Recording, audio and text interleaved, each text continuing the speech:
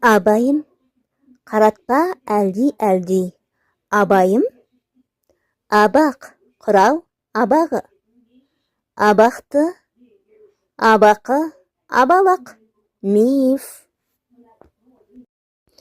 Осы сөздерді енді ағылшын тілінде тыңдап көрейік.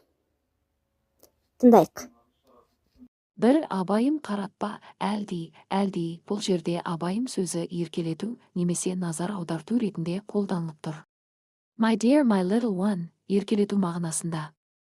Lullaby rockabye әлди деген бесік жырының мағынасы. Hushabye baby жалпы тербету кезінде айтылатын тіркес. Екі абақ, құрал абағы бұл сөз көбінесе көне құралдарға немесе есептеуге қатысты қолданылады. Abacus есепшот егер математикалық құрал ретінде айтылса.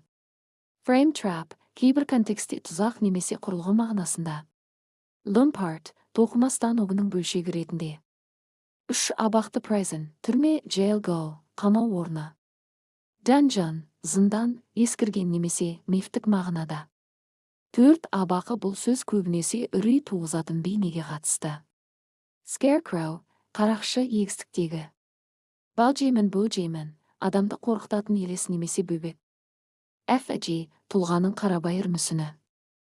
Бес абалақ миф мифологиялық тұрғыдан бұл алып қорқынышты мақұлықты немесе апайтөсетті білдіреді.